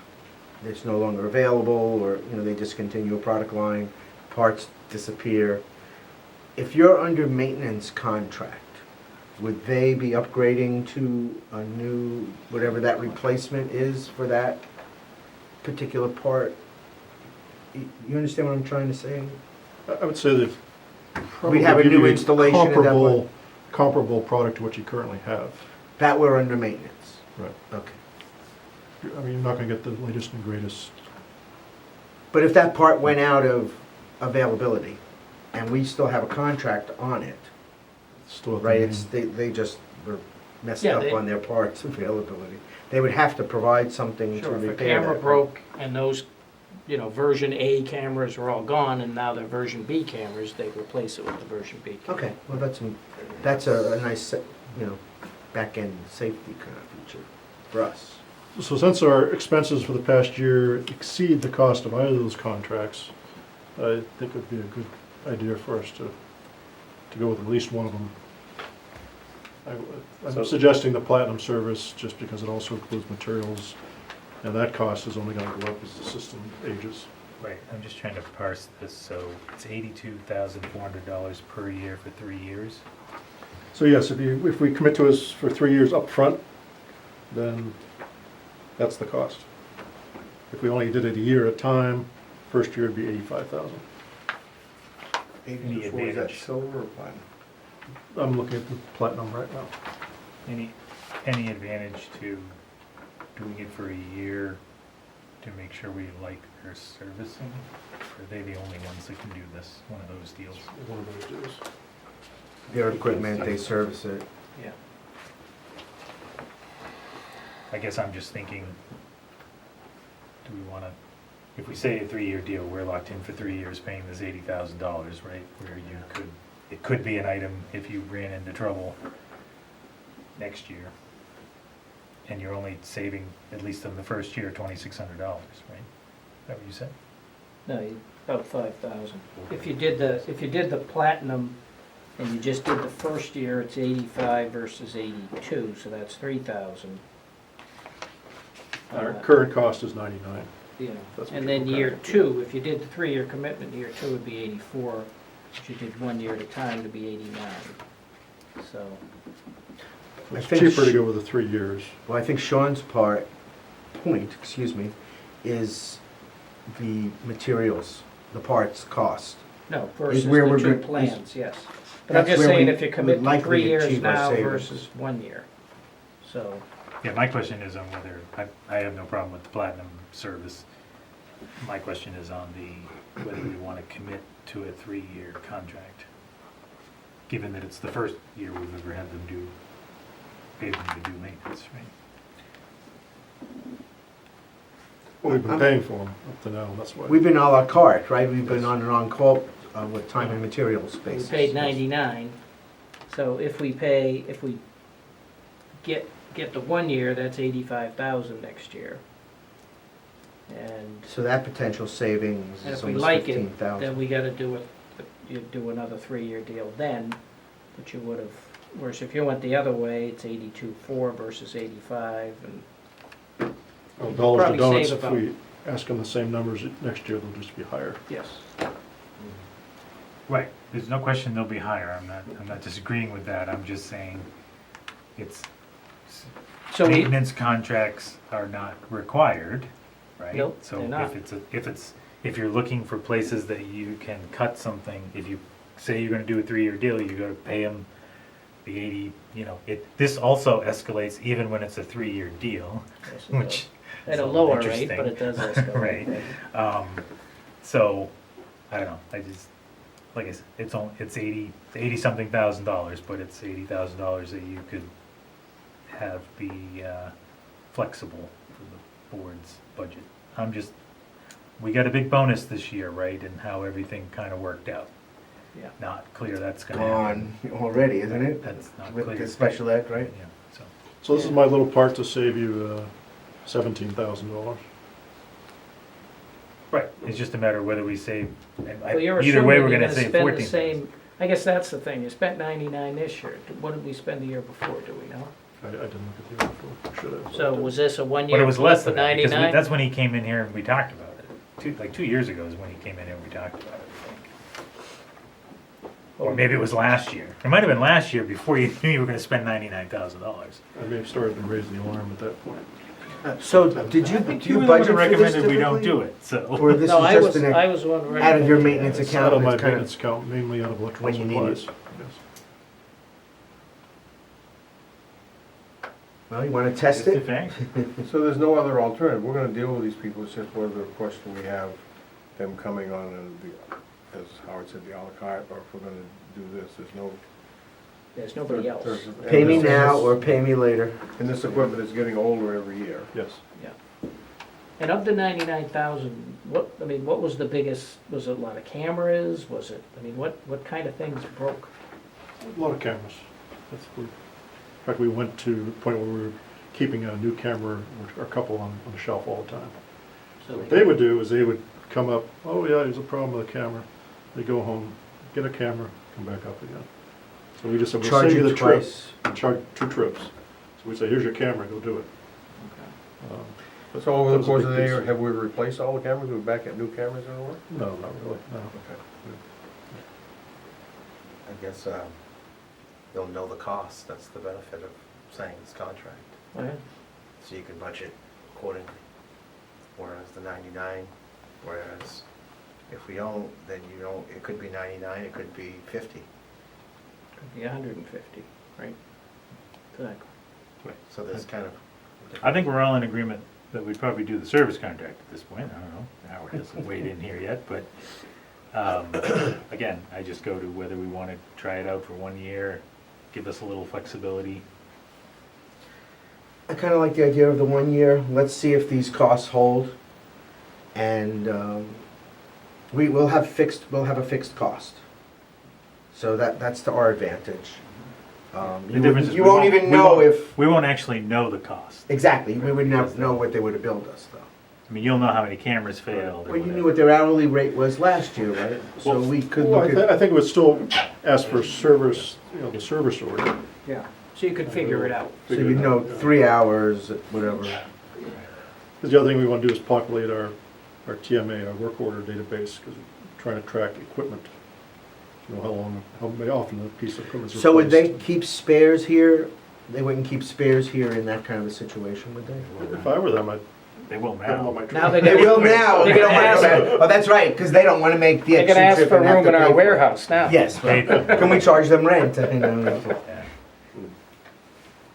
Yeah, I mean, the risk is, if it's $200,000, then next year they'll tell us this isn't a fixed cost, it's based off of our, right? And- I assume it would have been cheaper if we started from the beginning paying them, right? But Oh, now yeah. we'd be Well, but the well point is, I mean, the integrity of your equipment is at stake here. I mean, if you installed new stuff 3 years ago, and you're having that rate of failure and this amount of expense to maintain it, then I'll say, let's look at another vendor at that point. If this stuff is breaking down that frequently. Sean's never gonna utter those words. I'm sorry.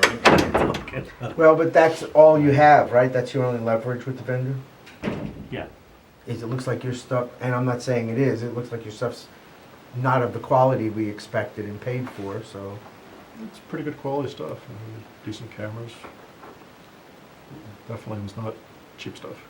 Got a lot of it A lot of it. across the Yeah, district. the original, I think the whole thing cost 2.3 million to install. Oh dear, excuse Yeah, me. it was huge. Okay. Oh, so this is everything, like the reception, the receptionist in the school, this lets them view the visitors at the front door and everything? Records everything Oh, okay. 24/7. Yeah. I'll let you decide, Howard, we do 1 year or 3 year? He wants I 3 understand years. both. You're gonna spend it anyway, right? Oh, Here yeah. comes Daniel, see what he thinks. What do you want to do, Dan, 1 or 3? What's that? 1 or 3? Would you like the a ability number. to have something we could ditch if we really had to? Yeah. 1. Okay. Move to approve a security maintenance contract with Securidyne for a 1-year agreement at an annual cost of $85,000. Second, So it's the platinum service agreement. platinum service agreement, Service. parts and labor. Seconded by Mr. Kaufman. Discussion. All those in favor say aye. Aye. Opposed, motion passes. So just on this, it starts when we sign the contract. So we'll have years of data when we're budgeting next fall, not this coming fall. Right. Yeah, right. What do we got this time? Okay, back to that number 2, the ESCO bids. Yep. Mr. Smith wrote a quick memo. Sean, you wanna? Sure. Is it okay if I went back to the solar real quick? Real quick, we Real spent quick, a it's lot gonna of be very, time on very that, quick. that's why we're at 8:45. The now. Hollis School District just pulled a $3 million bond to install solar on all their roofs.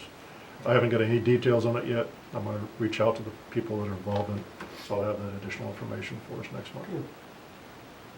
Then we can decide what we want to do. Yeah, yeah.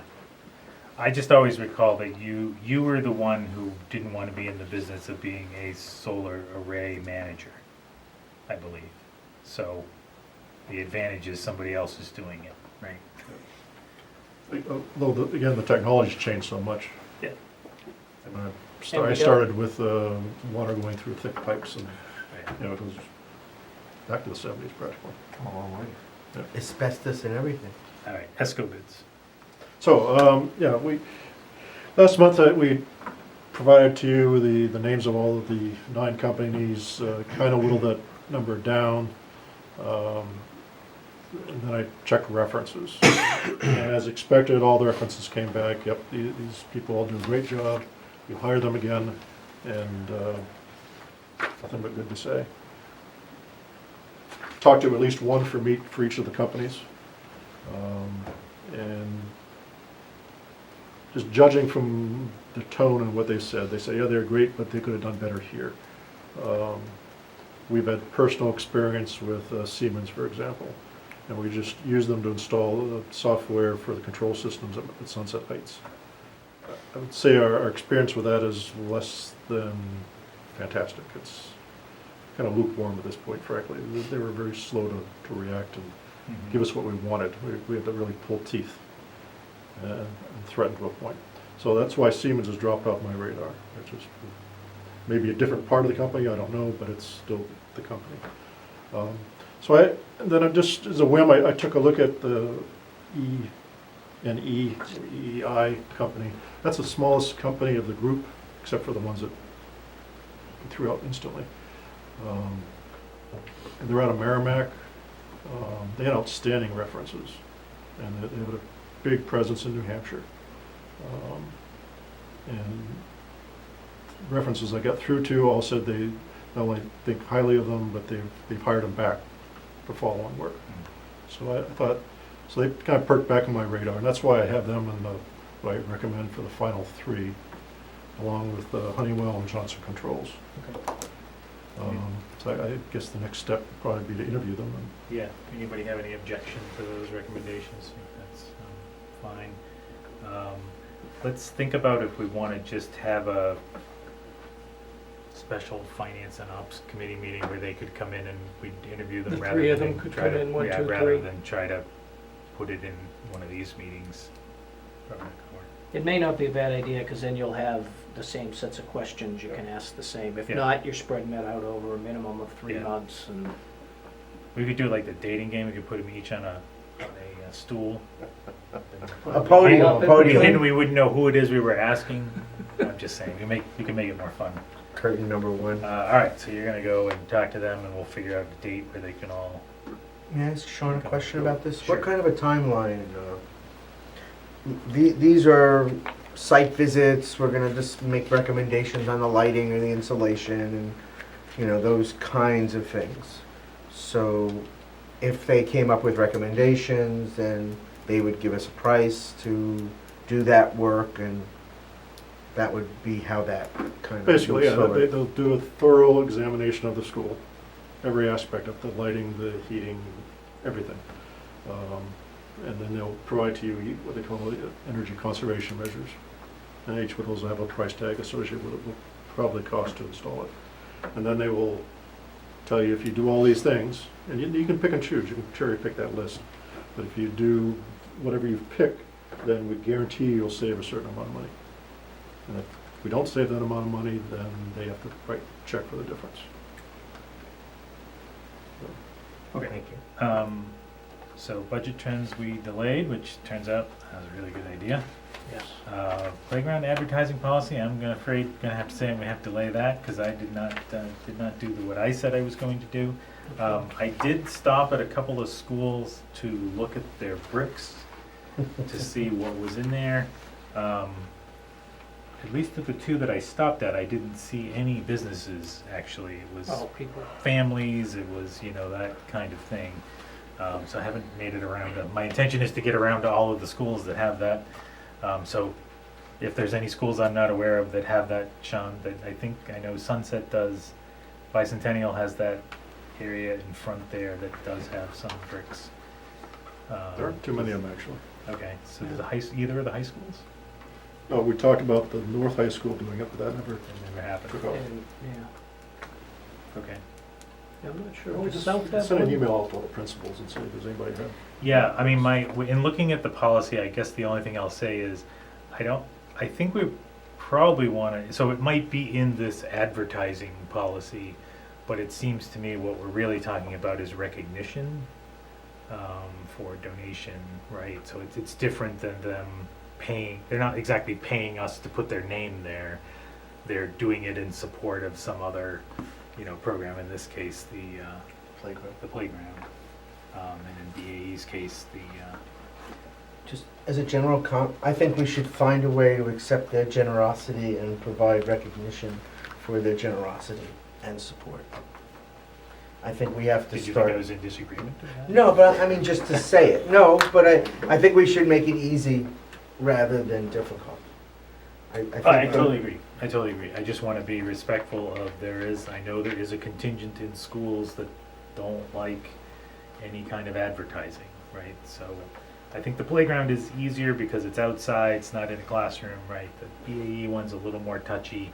But again, I think if you put some language around, that the administration will have final approval over how it looks, so it's not like big, cardboard cutouts of the BAE chairman or something, in our schools, I don't think it should be a problem.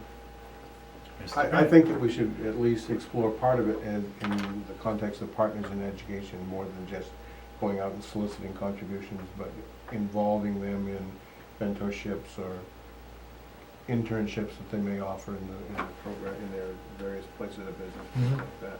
Yeah. So it's more than just the thanks for the dough. There's a commitment to the curriculum, there's a commitment to a training program, robotics in that instance. Of course, that makes it a whole bigger issue. Yeah. Well, I think we're gonna have to start thinking bigger. And I think you're right on, I think you're onto something where it's a education partnership, because that's a longer term commitment. That's community outreach to us. That they're saying, hey, you school system, or we know you. Well, so where it gets, I think where you can get tricky, right, is that, so we've built sheds, right? The lumber often gets donated by Lowe's or Home Depot or something, right? Okay, well, so now are you required to provide some recognition to them? Like, what is the criteria for getting recognition? I think that's gonna be the tricky thing. I think the playground thing is actually pretty easy, straightforward. I think there is going to be a difference, but like Fidelity has a pretty significant involvement with Elm Street, has had for quite a while. And I would view that as more of a partnership. They go there and they work with the kids and they landscape and they do all those other things. Right. And BA obviously wants to be more involved than just bring in those tanks and leave. So I think there are going to be some Credit people union that is are going to just Yeah. donate a dozen computers and that's it. And so maybe we have to make a distinction between those. Mm-hmm. Okay. Fine. Well, I'll try to draft something this time before the next time. FY17 financial forecast. Where did we end, Mr. Donovan? Have we ended? Just about, yep. We've ended. Oh. So,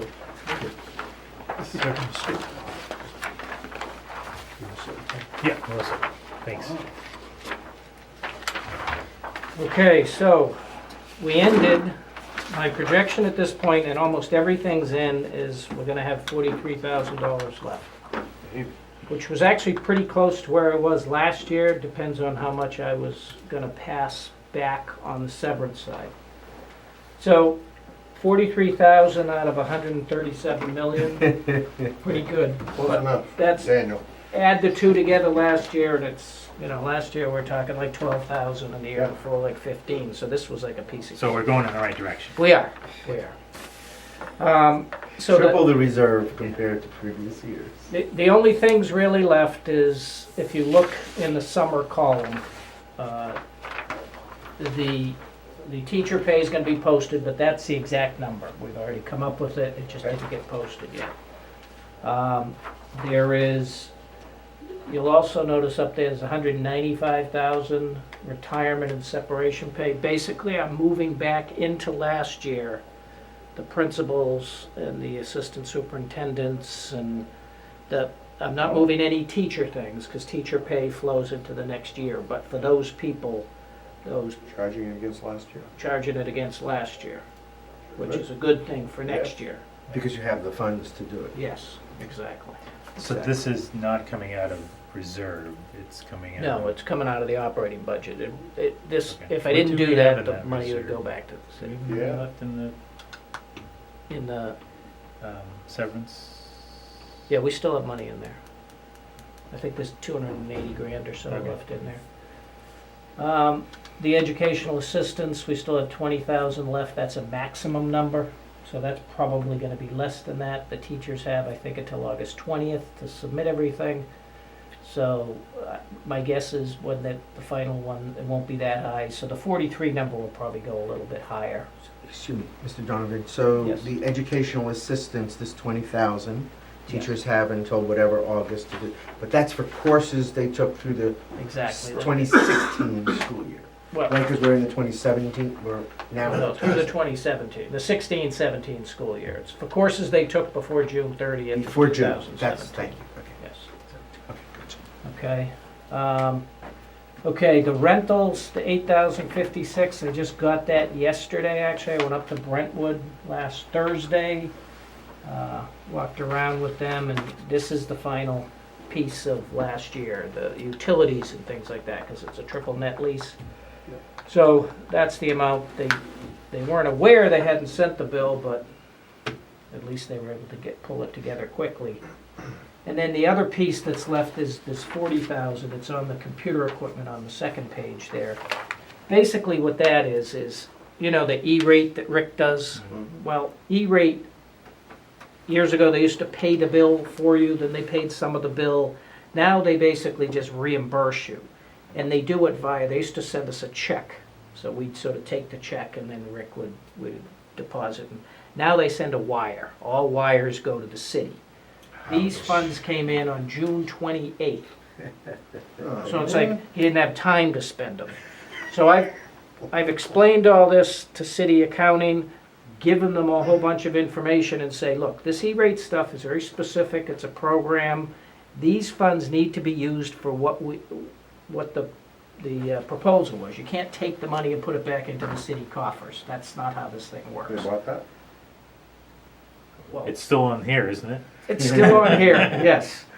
So, so hopefully that will be worked out. I gave them all the information on the E-rate. The auditors will review it.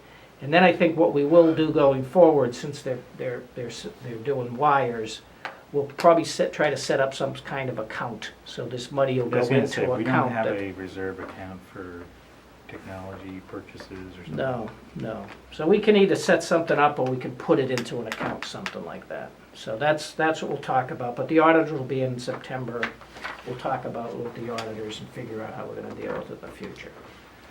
But, so we should be able to get all that back.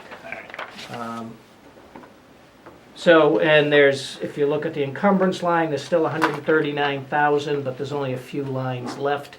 That number is only gonna get better. You know, there might be a few items, the things that are coming in late, they're probably gonna be fairly close, but they might be a little bit less, so once again, that would make the 43 go a little bit higher.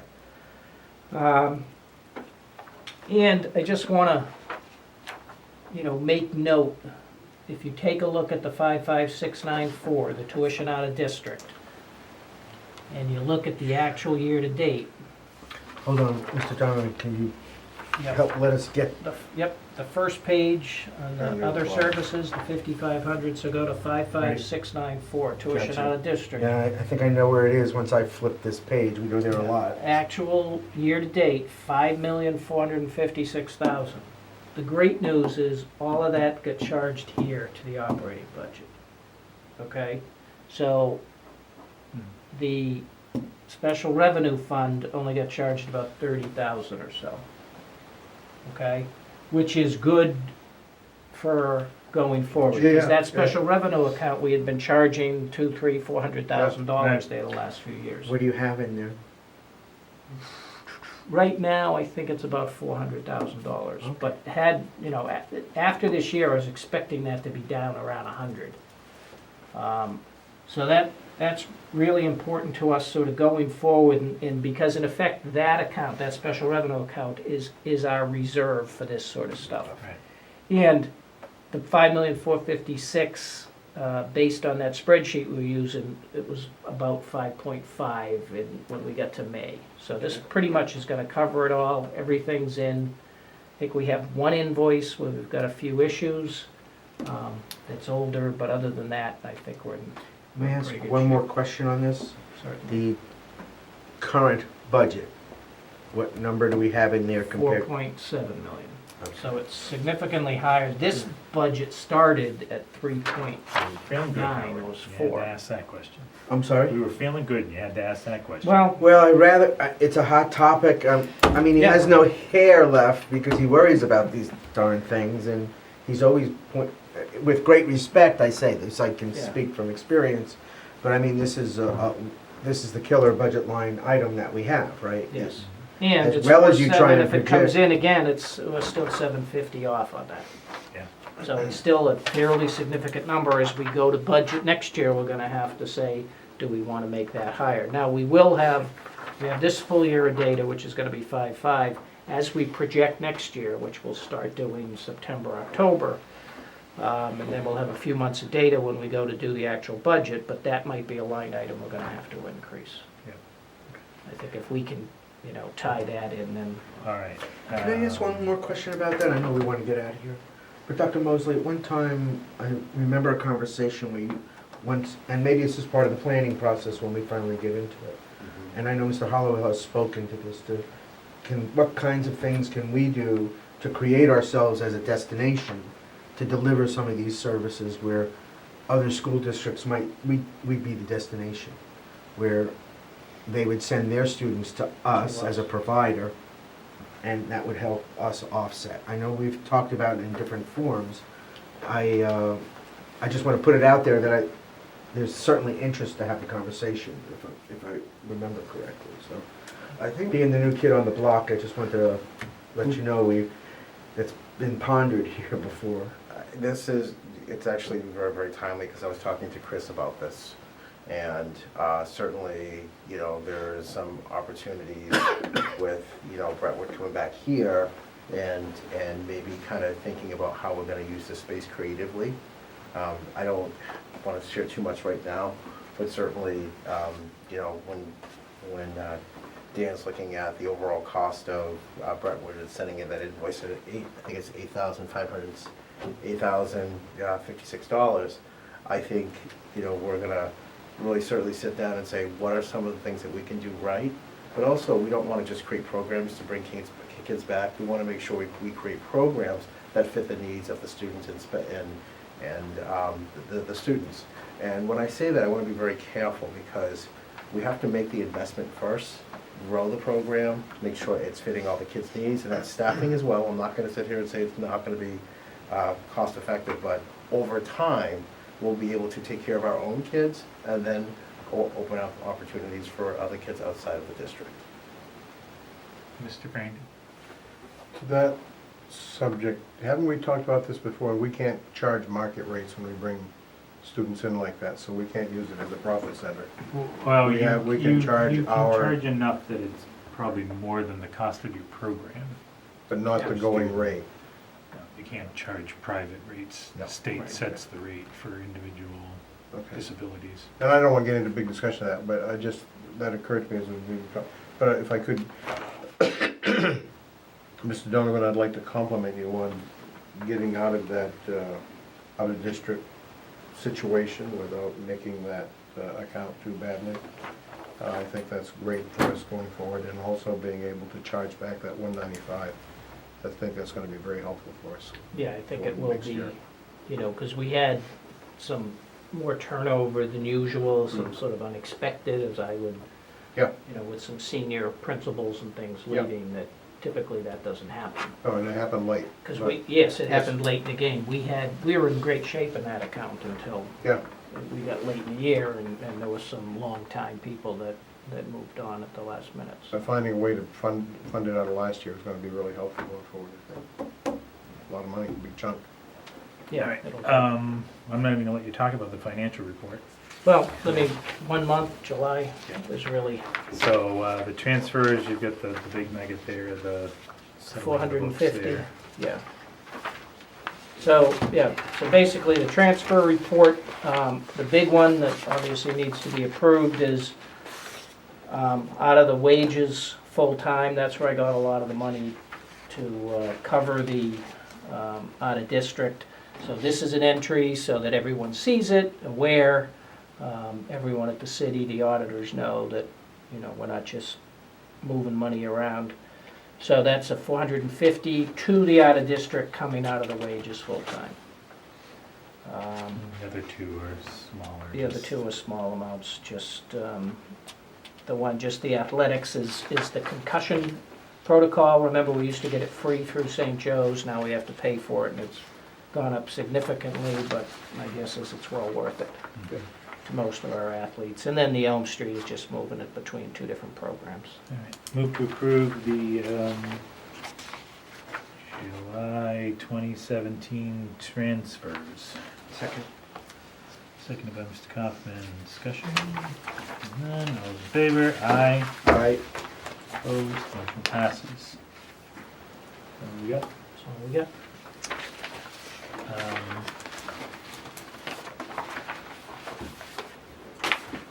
Kind of like hitting the moon with a spitball.